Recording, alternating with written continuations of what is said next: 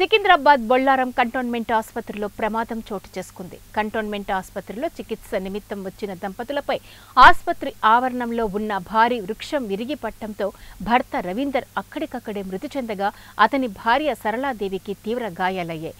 ఆసుపత్రికి వస్తున్న క్రమంలో ఈ ఘటన చోటు చేసుకుంది. ఈ ఘటనలో సరళాదేవికి సైతం తీవ్ర గాయాలు కావడంతో హుటాహుటిగా మెరుగైన చికిత్స కోసం అంబులెన్స్లో గాంధీ ఆసుపత్రికి తరలించారు. సరళాదేవి ఉపాధ్యాయురాలుగా పనిచేస్తున్నట్లు గుర్తించారు. ఘటనా స్థలికి చేరుకున్న పోలీసులు మృతదేహాన్ని పోస్టుమార్టం కోసం గాంధీ ఆసుపత్రికి తరలించారు.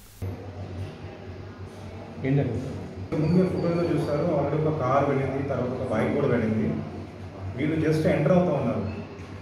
ఎంటర్ అవగానే తను కూడా కనిపించలేదు, సడన్గా పడిపోయింది, వాళ్ళ మీద పడింది.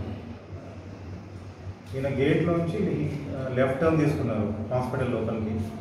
ఇలా జస్ట్ ఎంటర్ అయిన ఫ్రాక్షన్ ఆఫ్ సెకండ్కే ట్రీ పడిపోయింది. ట్రీ పడింది, అది ఆ ట్రీ వచ్చేసి ఆయన చెస్ట్ మీద పడింది. ఆ చెస్ట్ మీద పడడంతో ఇమ్మీడియట్ డెత్ అయింది. ఇమ్మీడియట్గా లోపల తీసుకొచ్చాము. దాన్ని తీసుకొచ్చేసి వైఫ్కి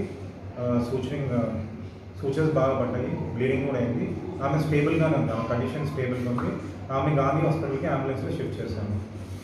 but the main person Ravindra alias Ravi, 55 years old.